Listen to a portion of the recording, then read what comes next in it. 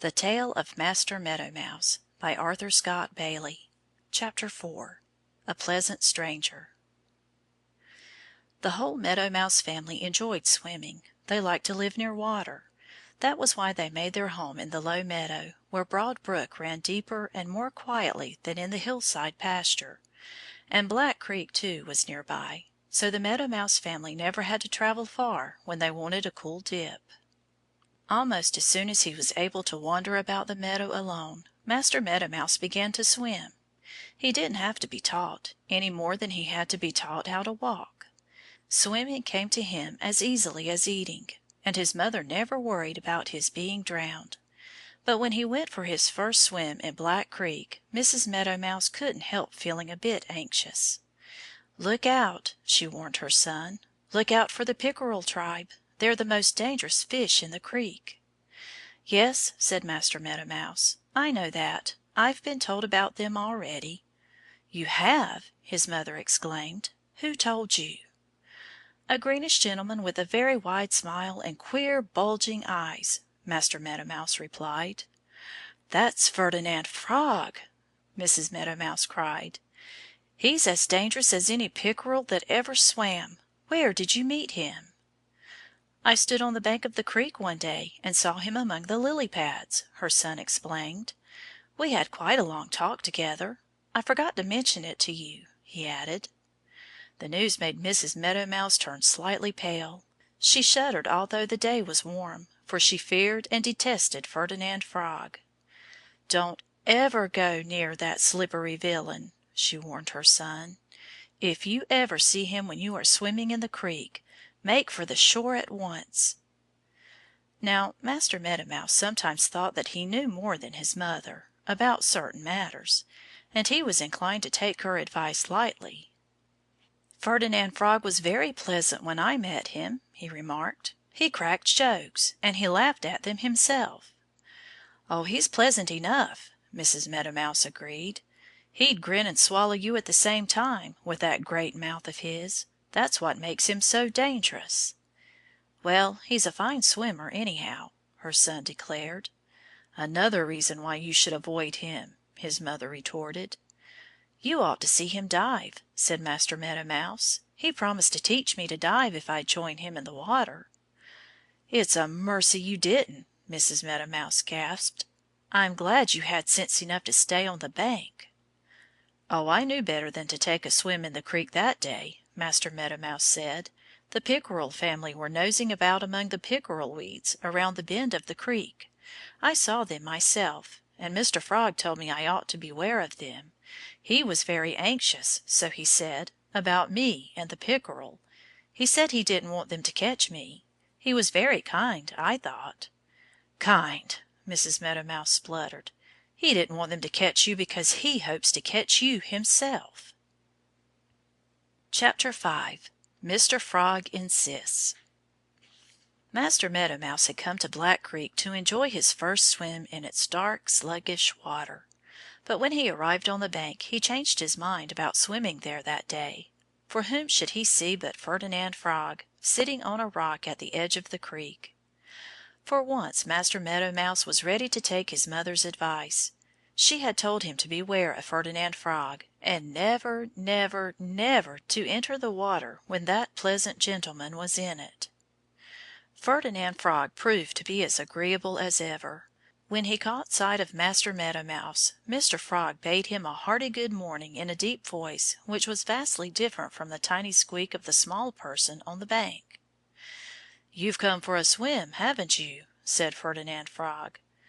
Master Meadow Mouse admitted that he had intended to swim, but he explained that the water looked wetter than usual, and he thought he'd wait till another day. "Besides," he added, "the sun has gone under a cloud and my suit wouldn't dry quickly enough." "Come right in and have your swim," Mr. Frog urged him. "You can change your clothes as soon as you get home." "Oh, no, I can't," said Master Meadow Mouse. "Why not?" Mr. Frog asked him. "Because I haven't any more." "Now that's a pity," Ferdinand Frog told him. "A handsome youngster like you ought to have a best suit to wear on special occasions." Master Meadow Mouse looked interested. "I'd like a nice new suit," he replied, "but where am I going to get it?" "You've come to the right place," Mr. Frog cried. "Maybe you didn't know that I'm a tailor. I'll make you a new suit myself." "That's very kind of you," said Master Meadow Mouse a bit doubtfully, "but I don't know how I could pay you." The tailor laughed merrily. "Don't you worry about that!" he exclaimed. "I'll get my pay somehow. And now you must come to my shop at once. I want to take your measure." Mr. Meadow Mouse shook his head. "No," he told Mr. Frog, "I'm not going to your shop. I'm not going a single step nearer to you than I am now. I've taken your measure already, Mr. Frog. I know your game, and you can't catch me that way." For once Ferdinand Frog forgot to laugh. He was so surprised that his mouth fell wide open as he stared at Master Meadow Mouse. He had an enormous mouth. Master Meadow Mouse shivered slightly as he looked down Mr. Frog's throat. The tailor closed his mouth almost immediately, for a huge pickerel came nosing about the lily pads. And spying Mr. Frog, he at once darted towards him. Mr. Frog swam off in great haste. "That pickerel person," said Mr. Meadow Mouse aloud, "means to take Mr. Frog's measure if he can." Chapter 6. Meeting Mr. Crow. During his first summer in Pleasant Valley, Master Meadow Mouse had often noticed old Mr. Crow flying from the woods to the cornfield. Once in a while Mr. Crow dropped down into the meadow on some business or other. But Master Meadow Mouse did not fear him. The grass was high in the meadow, screening the goings and comings of Master Meadow Mouse from prying eyes. But after haying time the meadow was a different place. There was no cover over Master Meadow Mouse's paths.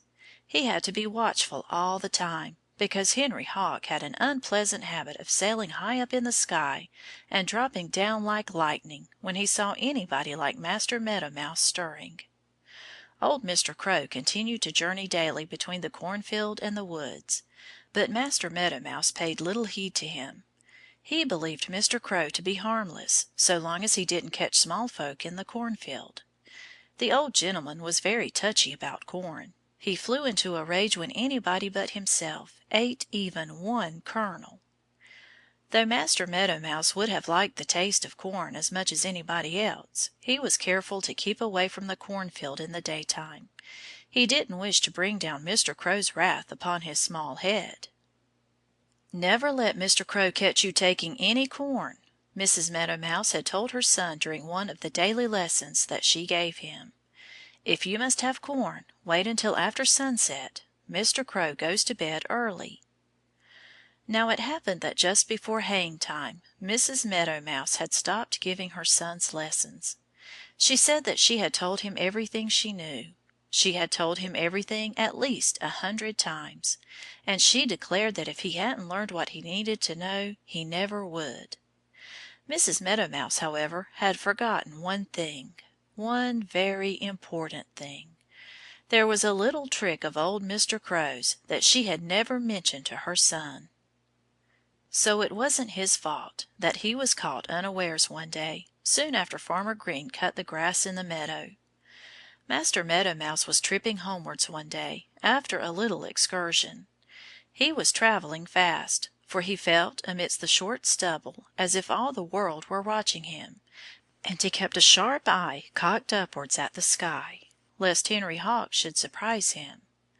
Besides, he had heard the boom of a bittern that morning, and the day before he had seen a butcher bird skimming low over the meadow.